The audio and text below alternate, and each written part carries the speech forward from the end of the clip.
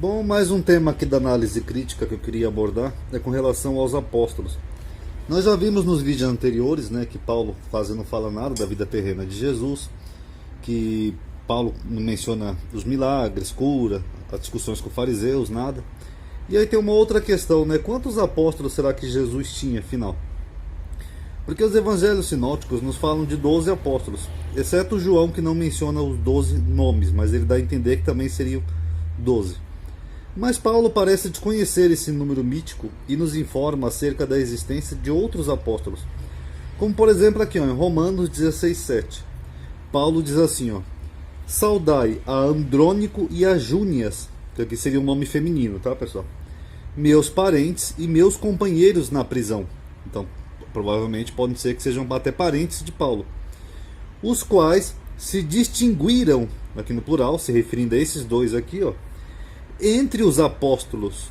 Então, se esses dois aqui, Andrônico e Júnias, se eles se distinguiram entre os apóstolos, é porque eles também eram apóstolos. Ué, então não era só 12 apóstolos, poderíamos dizer que seriam 14 apóstolos.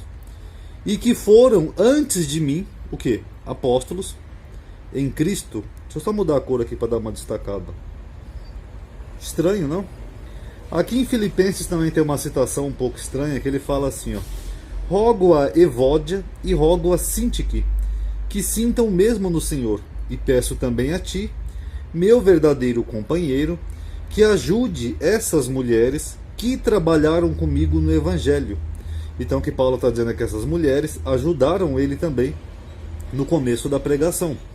E com Clemente, e com meus outros cooperadores cujos nomes estão no livro da vida. Será então que essas pessoas que trabalharam com Paulo na evangelização também eram apóstolos? Porque Paulo foi enviado porque Cristo apareceu para ele, então ele se fez apóstolo. Será que esses eram?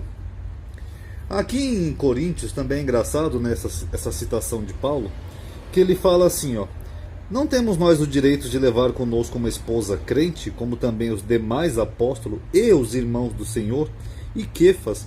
Aqui eu já mostrei no outro vídeo, né, que ele sempre separa Quefas dos demais apóstolos, né? O que dá a entender que esse Quefas não seria Pedro, até porque o termo em grego é diferente.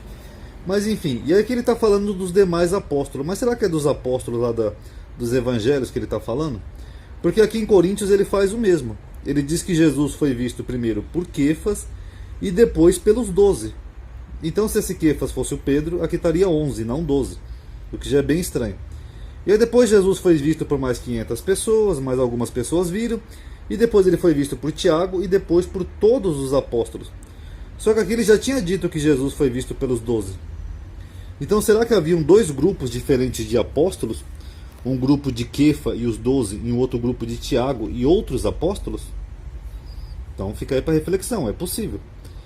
Inclusive Apolo, né, que eles têm um atrito ali no livro de Atos.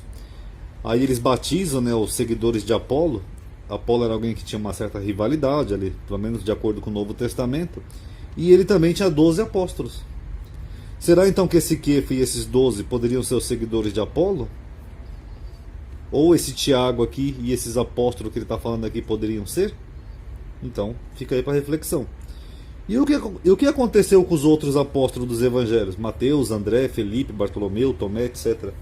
Por que Paulo não fala deles? Por que Paulo fala tanta gente diferente aqui? Andrícono, Júnia, Evódia. Todo mundo ajudou ele na obra do Senhor. Fala até de Apolo, que tinha 12 homens, mas não fala de nenhum desses outros apóstolos aqui da própria Bíblia. Então é no mínimo estranho. Lembrando que eu já falei em outros vídeos, mas só para citar aqui de novo, no primeiro século era comum também terem falsos apóstolos. Eu não sei dizer nem se eram falsos apóstolos ou se haviam correntes cristãs divergentes que brigavam. Aí para cada um, o outro era um falso apóstolo. É mesmo que você pegar hoje em dia um exemplo hipotético católico e protestante. Para o católico, o protestante é uma falsa igreja. Para o protestante, a igreja católica é uma falsa igreja. Então isso é uma coisa bem relativa. Mas aqui em Tessalonicenses eu já mostrei que o autor fala assim, ó: não vos movais por epístolas como que de nós. Ou seja, então quer dizer que tinham falsos apóstolos enviando epístolas. Já o autor de 2 Coríntios, que provavelmente é Paulo, ele fala assim, ó: porque falsos apóstolos são obreiros fraudulentos, transfigurando-se em apóstolos de Cristo. O que Paulo está informando aqui? Que haviam falsos apóstolos, que eram falsos obreiros, que fingiam ser apóstolos de Cristo. Já que em Apocalipse 2, eu já mostrei isso aqui em outros vídeos, o autor a uma das 7 igrejas do Apocalipse, ele fala: puseste à prova os que dizem ser apóstolos, mas não são. Tu os achaste mentirosos. De quem que Apocalipse está falando aqui? De falsos apóstolos. E aqui em Coríntios 12, Paulo dá a entender, de uma maneira genérica, que Deus colocou na igreja algumas pessoas para apóstolos. E depois aqui ele fala: ó, porventura são todos apóstolos? O que ele quer dizer? Que nem todo mundo era apóstolo, cada um deveria buscar um dom específico. Mas o que ele dá a entender é que as pessoas estavam se fazendo apóstolos, ou então Paulo está criticando algum outro grupo, como o de Apolo, ou de Quefas, ou de Tiago, sei lá, por estarem se fazendo apóstolos. Só que o mais irônico disso tudo, dessas divergências que haviam no primeiro século, é que Paulo também não era considerado apóstolo, pelo menos dá a entender que não. Aqui em Coríntios ele diz assim, ó, se defendendo: não sou eu apóstolo? Eu não sou livre? Eu não vi Jesus Cristo nosso Senhor? Não sois vós a minha obra no Senhor? Ora, se eu não sou apóstolo para os outros, ou seja, para os outros apóstolos, ao menos eu sou para vós, porque vós sois o selo do meu apostolado do Senhor. Essa é a minha defesa para com os que me condenam.